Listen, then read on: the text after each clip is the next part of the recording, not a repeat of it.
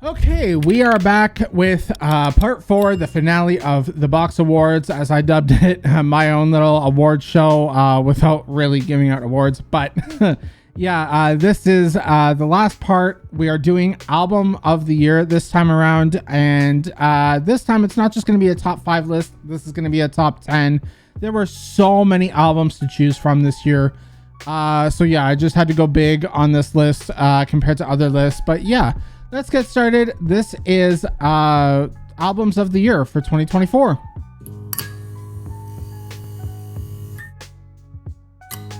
Okay, so at number 10, we are actually coming in with a band that I discovered maybe back mid 2020, early 2021, possibly. All thanks to fellow Reactor Metalburb. I was watching his videos at the time, and because he's such a huge prog metal fan and stuff like that, he loves progressive rock, progressive metal, all that stuff, right? He lives for that. So he really brought this band into the forefront, and that band being VOLA. And number 10 is going to their album Friend of a Phantom.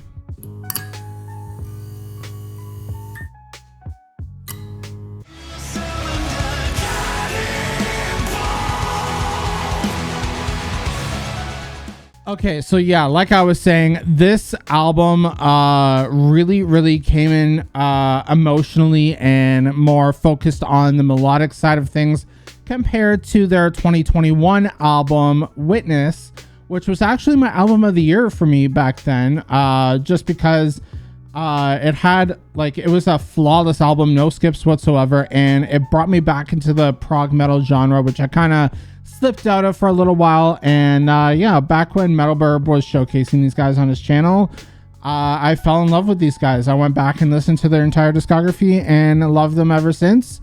But the reason why this fell to number 10 is because the lack of heavy bangers on this album kind of made me feel like this album was on the more forgettable side. I know it's kind of harsh to say, but I mean, like, it's still a good album, but just because the lack of heaviness in this album compared to Witness or even other previous albums, this one was more focused on melodicness and the emotionality on the lyrics and stuff like that.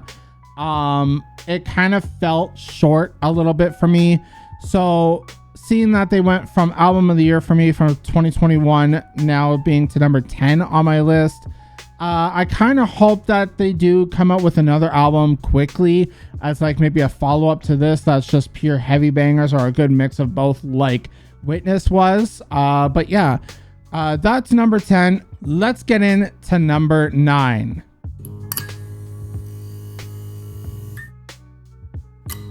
Number 9 is a band that actually got hype and hate a lot all at the same time for their return.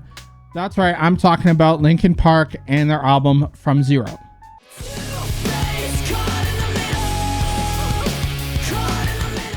Okay, so yeah, the hype, the hate, Linkin Park is back.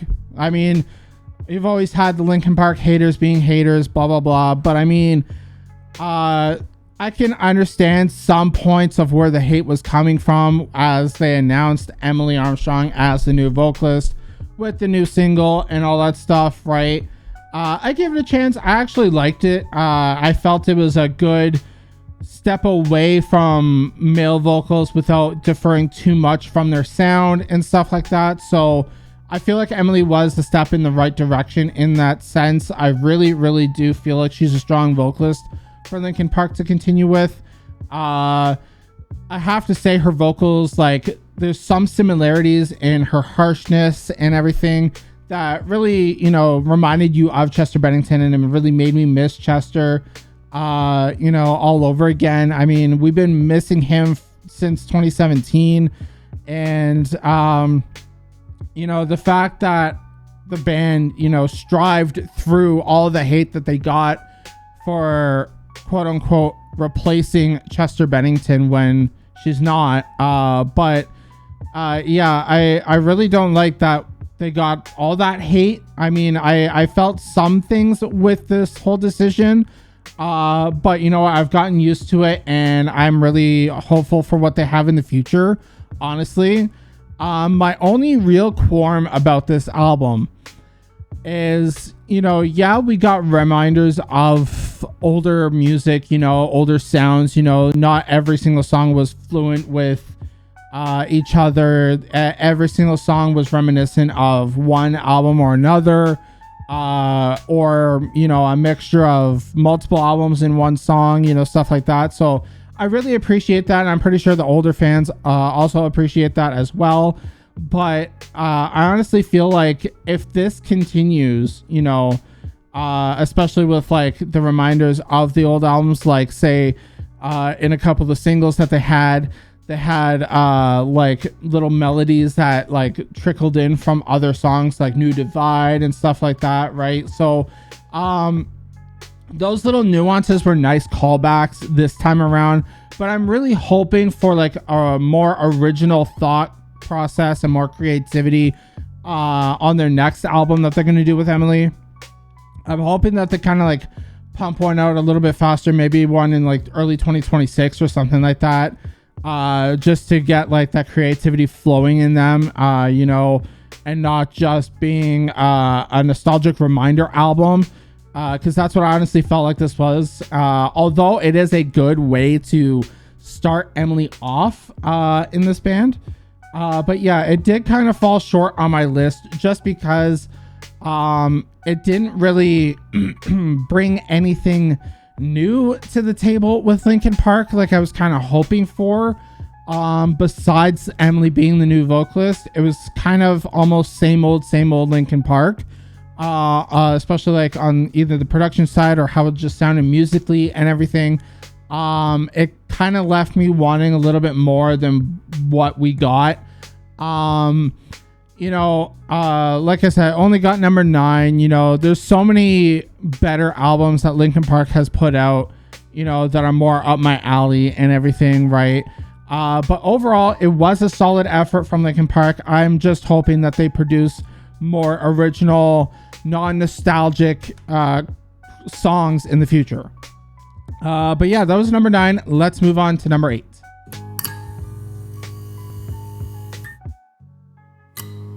Okay, number 8, we have the band Darko with the album Starfire.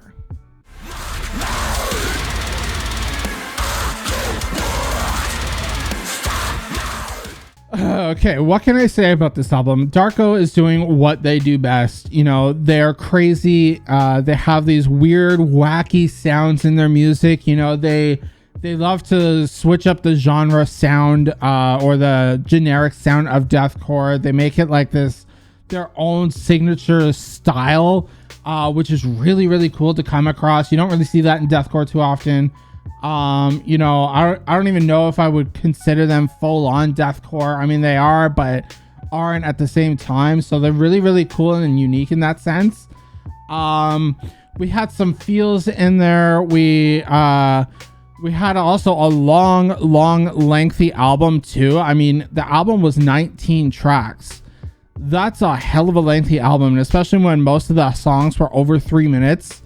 Yeah, it was like almost an hour and 10 minutes or something. If I'm wrong on the time, I'll correct it in editing. But yeah, it was quite a lengthy album, and honestly, for what they were pumping out for singles, I wasn't expecting that lengthy of an album. I was expecting at most like 12, 13 songs for the album. But the fact that we got 19 was a huge blessing and amazing to see in 2024, because we never get long albums anymore, ever. Like 8 songs is like the norm on an album now, which is stupid. But yeah, I really dug that they really went all out on this album. You know, they're always making new stuff. I mean, they're even in studio again as we speak, off and on, making new music. They dropped a new single not too long ago called Blood Host that's supposed to be coming off Death Mass Part 3. You know, honestly, this album, by far, going through the discography, this album is by far their best work. It got to the number 8 position because the amount of singles leading up to the album, though, was too many in my eyes. So not that bad of a critique. It's just something on my side where like I don't really like too many singles coming from an album, you know, stuff like that. 4, I would say, would be the absolute max. I mean, depending on how many songs you have on your track list and everything. I mean, if it's an 8-song album, release 2 singles, you know, 1 to 2 singles will do suffice, you know. Got number 9 because of that, but otherwise, very, very solid deathcore album. Probably the best deathcore album on my list right now, of 2024 by far. But yeah, that was number 8. Let's move on to number 7.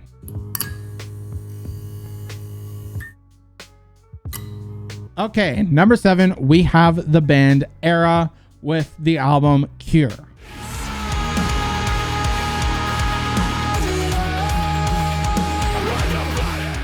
Okay, yeah, so I've always been a fan of this band and their style. Have been a huge fan of them since their beginning, pretty much. I love, you know, how Cure offers such a perfect mix of what I love about them the most, which is their creativity. They love to get like kind of weird with their riffage and everything, which is really, really sick. And, you know, they always seem to deliver, no matter what the album, they deliver in their own way, whether it's like from the more melodic side or from the more heavier side.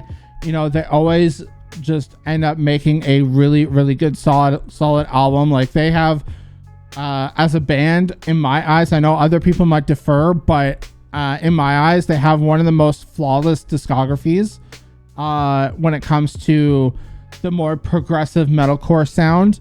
Honestly, it is so refreshing to see a band still pull out all the stops on an album.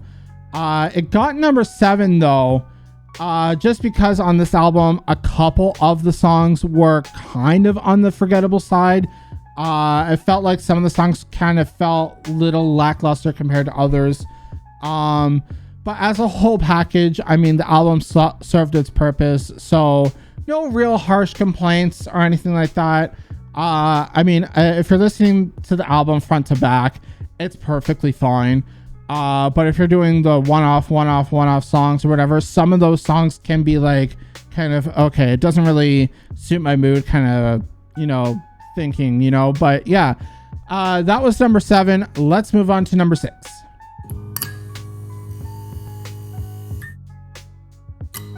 Number 6 is a band that actually has gotten a lot of hype over the last couple years, and that is the band Throne with the album Excessive Guilt. I've tried to concentrate with my mind, and I cannot put up a fight. Why am I dumbered by demons still laughing? Okay, what to say about this band? Pisscore, baddiecore, bustercore. Honestly, like it is literally one of the most insane albums you know, you will hear, even though it is super short. You know, there is no faulting this band whatsoever when it comes to that. The amount of hype that they've gotten, like on Spotify, they really like rigged that algorithm on Spotify. A lot of people that follow Throne know that they like made it on every freaking playlist on Spotify. In terms of like the pisscore genre goes, you know, best pisscore album, 10 out of 10. Honestly, literally though, it only fell to number 6, only because of more than half of the album. Again, as I recall from Darko and everything, right?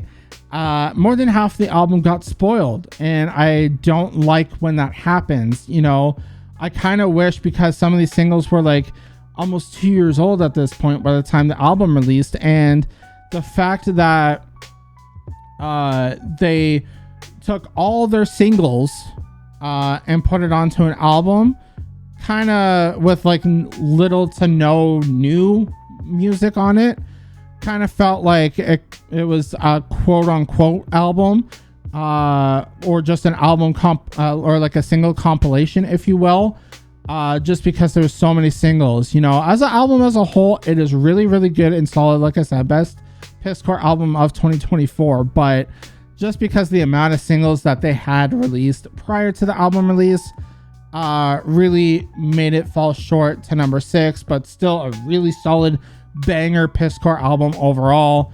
I just felt we needed more out of it. But yeah, that was number 6. Let's move on to number 5.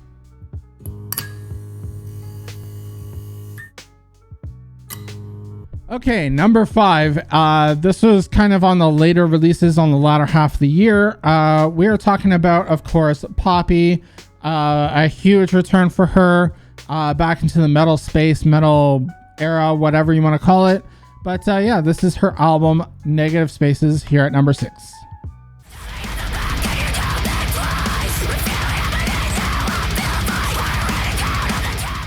Okay, yeah, so this was a solid effort from Poppy to go to the heavier side of metal. As we know, back and I think it was like 2018 or something like that, she signed to Sumerian Records and she released that mixture of like pop metal kind of stuff. Like it was like half metal, half pop, whatever. It was a really fun album though. Like honestly, for first time her really diving into the metal genre, it was a really fun album. And then now like she went like from that era going a little bit heavier with like an NXT, like for WWE, a little like 4-song EP for them. At that point, that was the heaviest music she had made.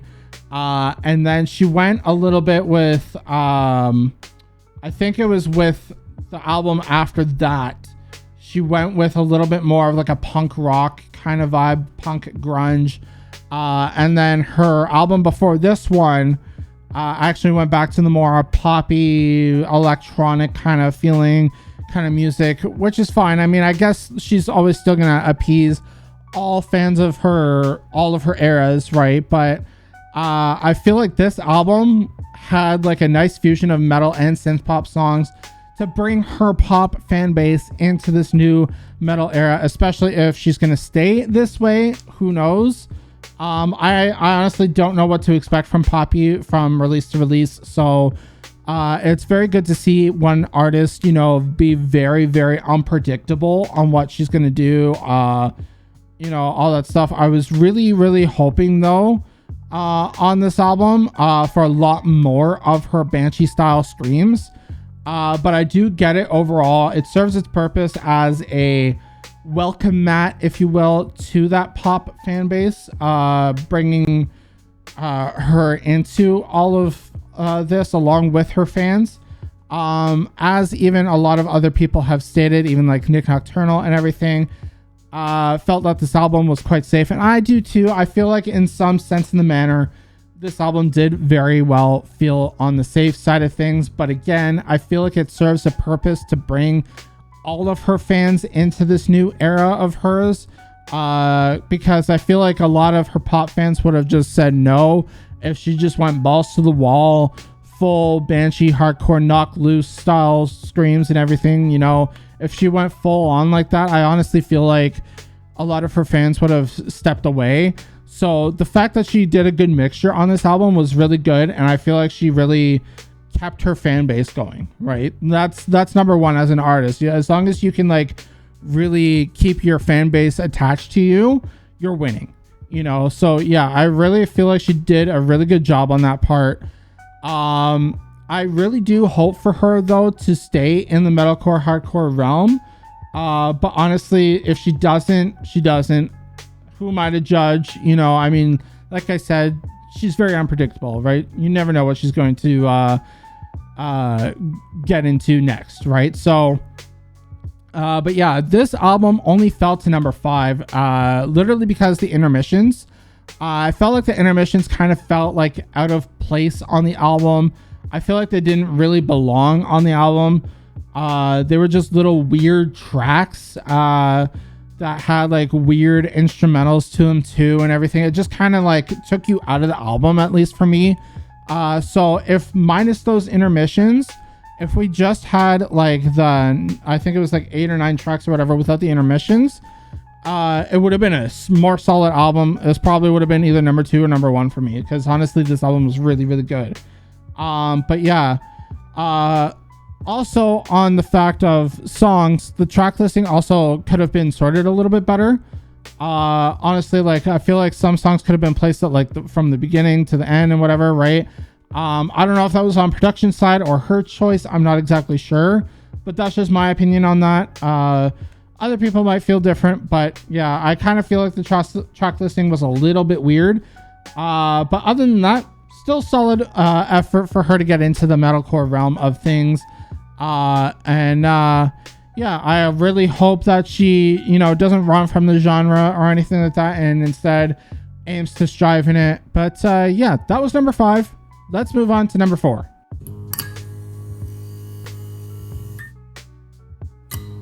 Okay, number 4 is an album that is a debut album that I actually found out from another Twitch community that I am a huge part of. If you follow any React channels or anything, you might know the name Aileen Senpai. I am actually a huge fan of hers. I've been, before I even started my channel and everything, I've been watching her for more than 2 years. I'm actually a big part of her Twitch community, and what she has, what she used to do, I don't know if she's going to be bringing it back anytime soon, but she used to have like reaction Mondays or stuff like that, like Metal Mondays and everything, where she would react to songs on Twitch and everything like that, right? And one of her mods, Baron, shout out to you, Baron, if you are watching this, submitted this band a long time ago, and I really fell in love with them because they are like ass beating. And this band is called Mortal Reminder with their self-titled album. This is at number 4. Hell of a debut. But yeah, this is Mortal Reminder with their self-titled album.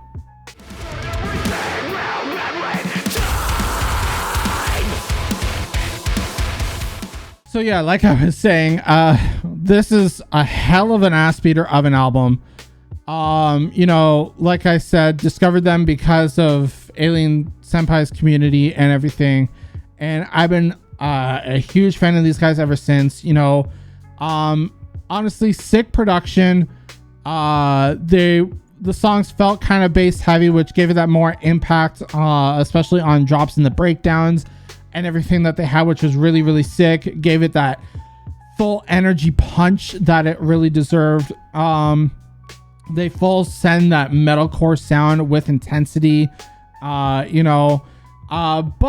it did fall to number 4 because listening to the album over and over and over again, you do realize that they do have a repetitious sound when it comes to that, which I'm hoping for future material from them, it kind of changes up a little bit, but I feel like a lot of the riffs and everything were kind of copy paste on the album. It really did feel a lot of the same. It just felt like a 40-minute, one solid song banger. That's literally my only real critique about it. Although it was being like a huge ass beater of an album, like I said, a lot of the songs end up sounding the same, which is kind of a downside. But I mean, as a debut album and coming out with this kind of a sound and this kind of an impact in the production and everything, solid 10 out of 10 effort. I honestly cannot wait for what these guys have next. And honestly, even though this album did feel kind of repetitious and, especially when you're listening it from front to back, still one of my favorite albums of the year and one of my most played as well. So yeah, I definitely, if you haven't heard of them, definitely go check them out. But yeah, wanted to give them a shout out at number 4. But yeah, let's move into the top 3 now at number 3.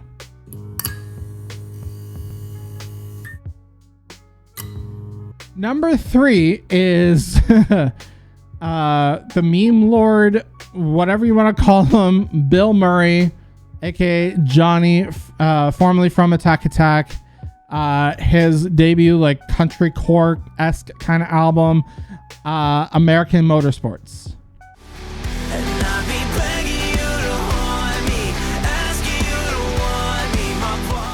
So yeah, country core has risen in 2024. We have a lot of country core different people doing countrycore. You know, I mean, Bilmuri is obviously the king of it at the moment. You have artists like Hardy doing it. You had that song with Jelly Roll with Falling in Reverse. You know, even the SpongeBob AI group, Boy What, they did like a countrycore kind of song. So I mean, if I had to name one genre that really shined this year, countrycore is it. I mean, to be honest, this is like the perfect album for metalheads to discover country music. It really bridges that gap between the two genres. And although I'm far from a country fan, I honestly despise that genre as a whole. I find it way too whiny and complainy and just, oh, cry my eyes out kind of stuff. I really despise country music in that sense. But I mean, when it comes to like stuff like this, or even stuff like Hardy does, where they make it fun, right? They make it fun to listen to and not just so emotional or, you know, whiny, right? I really dug this as like a good, real solid effort to bring us into like this country music era. Like this literally could be the start for someone to get into country music. So the fact that he can really pull that off, I really applaud. You know, I applaud Bilmuri for that. Honestly, this is actually Johnny's best material since he left Attack Attack, if I'm going to be brutally honest. I love everything Bilmuri has put out, even his other project, The March Ahead. Honestly, both groups or projects were really solid, but when he released this album and even the singles leading up to this album, it really elevated him to that next level. I mean, for God's sakes, he's like headlining or co-headlining shows now on tours and such, right? Which he never has done before. So yeah, it was really sick to see him get that level of appreciation for an album like this. Definitely one of my most played albums too. Again, because why else would it be number 3? But yeah, super catchy and hooky. Got number 3 just literally because I'm still getting used to that whole country music aspect of things. You know, but I feel like if Bilmuri continues this way, honestly, the more he implements country music into this kind of genre, he might just get me, honestly. But yeah, that was number 3. Let's move on to number 2.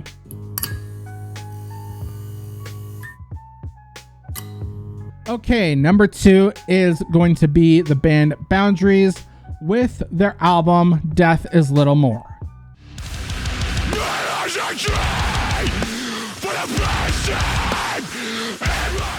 Okay, yeah, the early 2000s are back. I mean, last year, my album of the year, I know I didn't have a YouTube channel back then, but my album of the year last year was Dying Wish.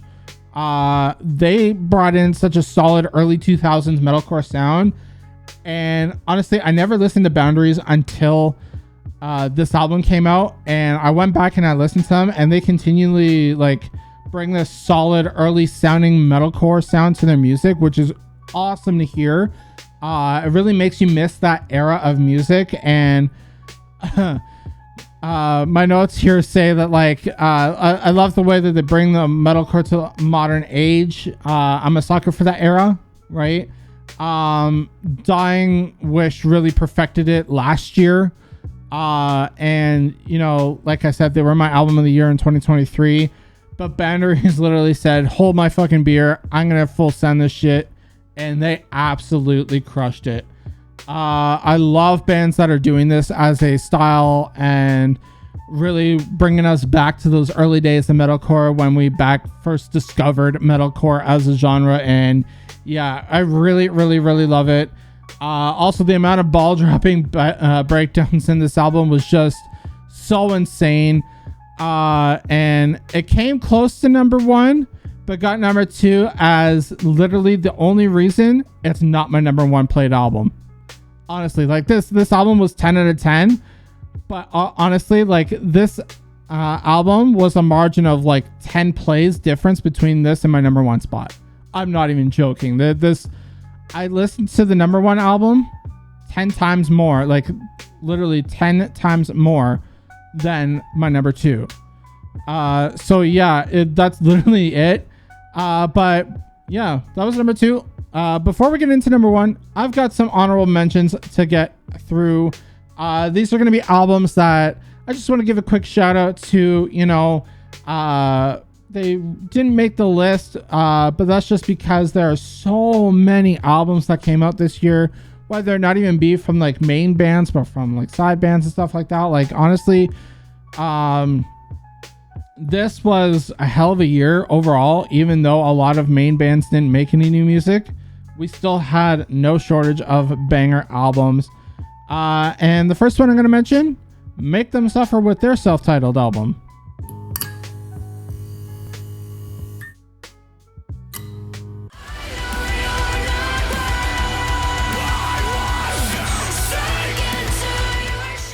Okay, so yeah, definitely a solid metalcore album overall.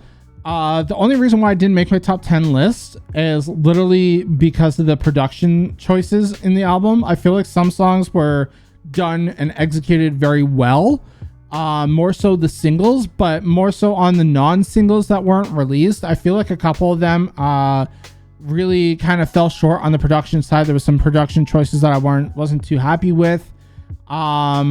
I do love though that Alex Reed, who recently joined the band after leaving and disbanding Drown the City. I really love that like Make Them Suffer is really giving her room to breathe as a vocalist and keyboardist at the same time. Other female vocalists that were in this band, like Buka and everything, like they never really had a lot of breathing room besides in choruses. And I mean, you hear Alex's screams in the background along with Sean's and everything. So honestly, I feel like Alex is bringing Make Them Suffer to a whole new level, and which is a really, really good thing, because honestly, the albums with Buka, they were good, but never my favorite stuff from Make Them Suffer. I've always been a sucker for their old deathcore style stuff, and really loving this style of metalcore that they really brought into this album. Just like I said, would have made my top 10 if it wasn't for those production choices. But yeah, I wanted to give a quick shout out to that one. Let's move on to the next one. The next one is going to be Cane Hill with their album A Piece of Me I Never Let You Find.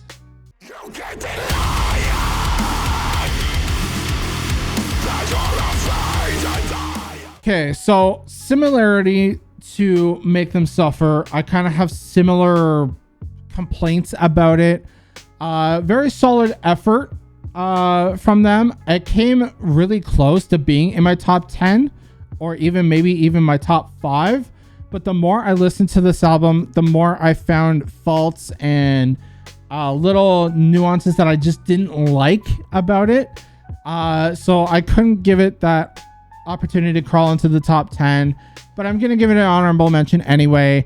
It was a great change of pace for the band's typical new metalcore fusion, instead coming through with this huge metalcore focused sound, more delivering on almost like a Bad Omens kind of sound as well, especially on some songs.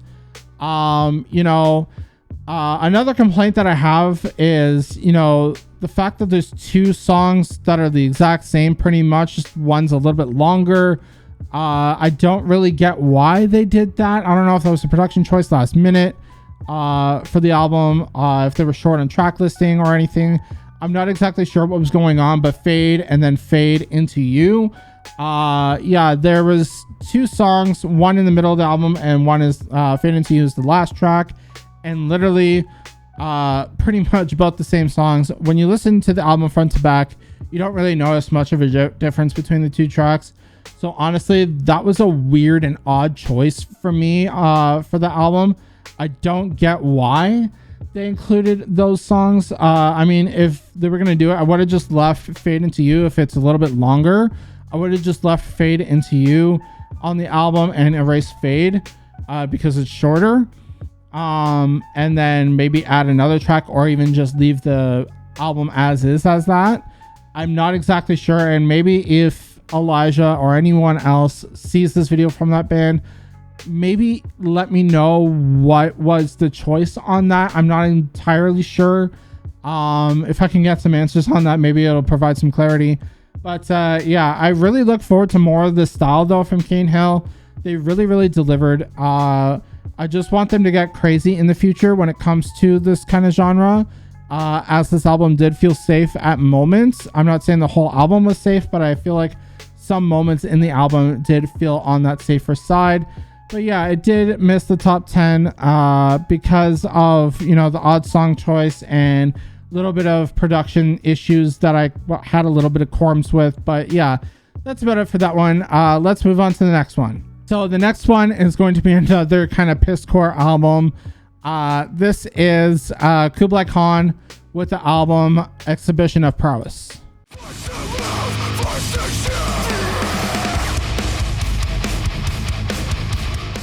So yeah, with this album, hardcore really started to win me over this year, especially. I mean, with bands like Knock Loose, KUBLAI Khan, and a bunch of others I can't even begin to name right now. I've begun to really love that hardcore sound and everything that these bands bring. The anger, you know, just the overall emotion of it all. Really stuck with me throughout this year. Honestly, probably my favorite genre this year. If I had to pick a genre, hardcore is probably the genre of the year. Solid album on KUBLAI Khan's side. Production was good, but honestly, the one thing, literally the one and only thing that really brought this album down for me was their album length. I felt like the album was way too short for what it was. Honestly, the length was like 20 something minutes, and it felt more like an EP than it did an album. And even though there was a decent amount of songs on it, it really just, a lot of the songs were like 2 minutes long, and it really just fell really short on that side. I really wanted more out of it. I was really kind of hoping for at least like some 3-minute songs and stuff like that, but you know, I think there's only one song on the entire album that's beyond 3 minutes. Like, honestly, it was the one thing that really was a letdown about the album, but still a solid kick-ass album overall. But yeah, I'm gonna give an honorable mention to that one. We got 3 more honorable mentions before we get to number 1. But yeah, let's move on to the next one. The next one is Imminence with the album The Black.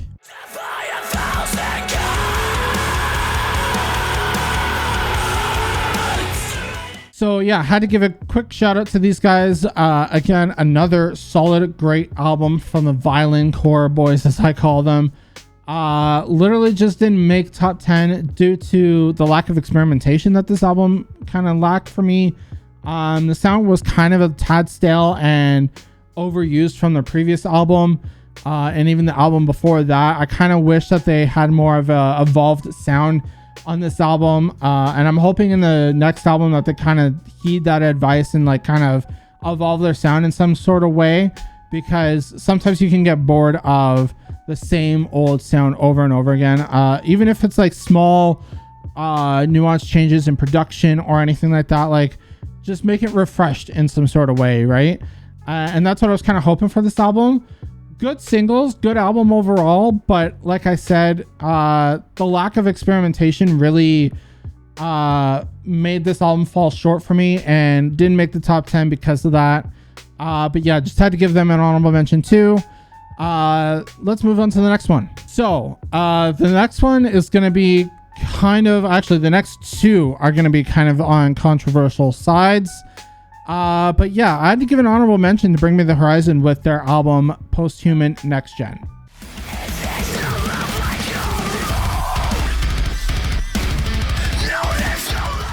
So with this album, it was definitely a solid effort, especially after them kicking out Jordan from the band.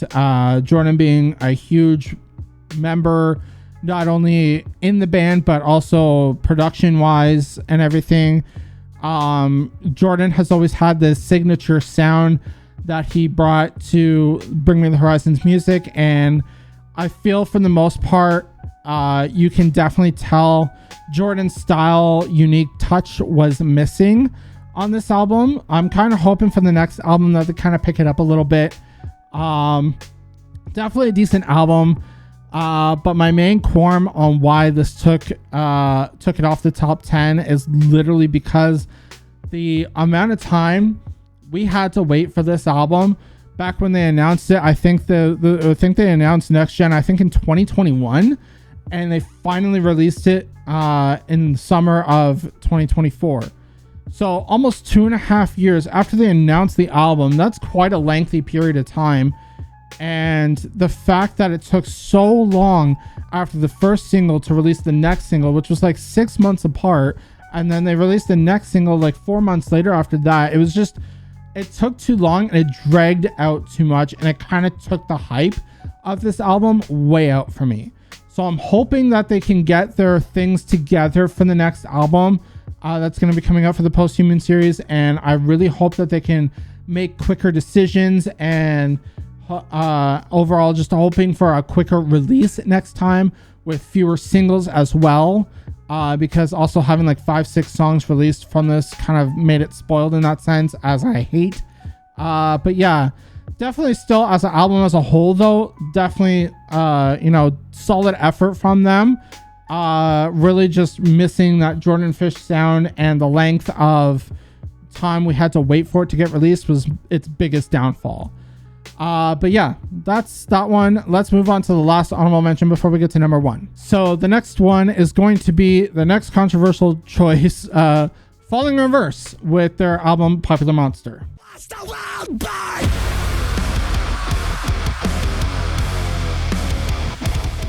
So again, a very solid album. Way better than their past material. Like their early albums and everything were kind of leaning on that cringe core kind of side. All of a sudden, like I feel like something snapped in Ronnie, where his writing process and just overall seriousness in music and everything just went full 100. And honestly, the writing is so much better now and everything. The album's literally main downfall literally right now is literally because it's an album full of singles. There was literally next to no new music on this album. There was like all of like a couple of songs, like 2-3 songs, whatever, that were new. Otherwise, the rest of it was all released as singles, and I really hate that. I don't really classify this as a full-on album just because of that aspect.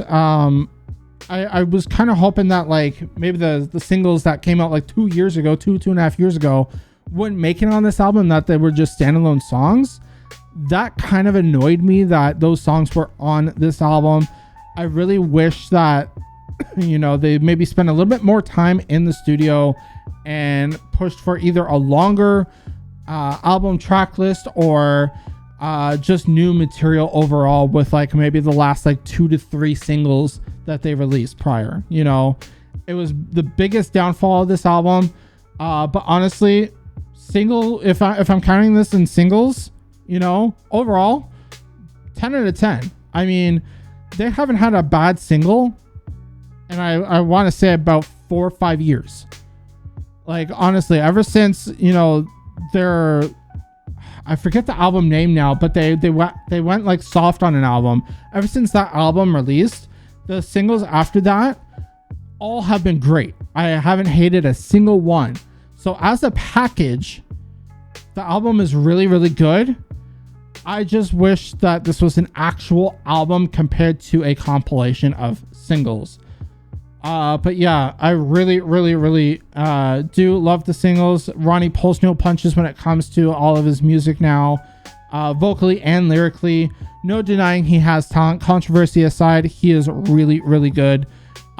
Just praying for an album with a lot less singles next time around and more creativity. But yeah, let's finally move on to number 1.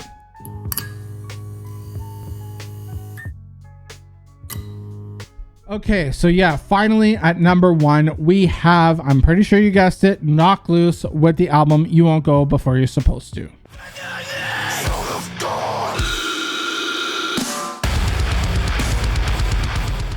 Yeah, this album was a perfect 10 out of 10 for me. My most played album. Knocked Loose killed it in popularity these past 2 years. Absolutely, from playing like Coachella. They were part of Coachella back in, I think, 2022, I think, if I'm correct. To now performing on live TV on Jimmy Kimmel with Poppy, being the heaviest band that's ever performed on live TV. It's such an insane moment for the metal and hardcore community. Honestly, like, I've been a fan of Knocked Loose since Not Last Summer with their album before. And with every album that I discover, they get better and better. I honestly love their progression on what they're doing. And this album just fully sold it. The production, the marketing on this album was insane. I mean, the overall hype of this band just blew up in the last 2 years and to an unremarkable level. And I absolutely loved it. You know, the darkness of the album and overall concept kept me coming back to this album. They junt like no other band has junted before. You know, best album overall, 10 out of 10. Literally cannot wait for more from these guys. Honestly, the fact that it literally came down to a 10 listen percentage, like literally I listened to this album 10 times more than my number 2 spot. It literally proves how good this album was. And this isn't just because of popularity of the band. It is literally because it is a solid, hell of a banger album. But yeah, that is going to finally conclude my video. Hopefully you stuck around. I know this video is going to be a little bit longer than I had hoped, but I love to ramble. So yeah, I tried not to keep rambling, but honestly, my brain just goes hamster mode sometimes. But yeah. If you did stick around, I definitely greatly appreciate you. Let me know what you thought of my list down below in the comments section. Let me know what your list would be down below as well. I would love to know everyone else's list as well. Create some conversation and maybe some debating down below. You know, I would really love to hear everyone's opinions on this and their own opinions on their own lists. But yeah, definitely, if you definitely enjoyed this type of content from me, definitely leave me a love and, you know, comment, give me a thumbs up, you know, subscribe, all that stuff. But yeah, I will definitely see you all in another video. I might be taking a break. I'm not entirely sure. I have some PC stuff I got to deal with. And honestly, with the lack of music coming out in the next couple weeks, I don't really have a lot of content to provide at the moment. So I might be taking a break, but yeah. I'm going to sign off for now. I will definitely see you all in the next video. Peace.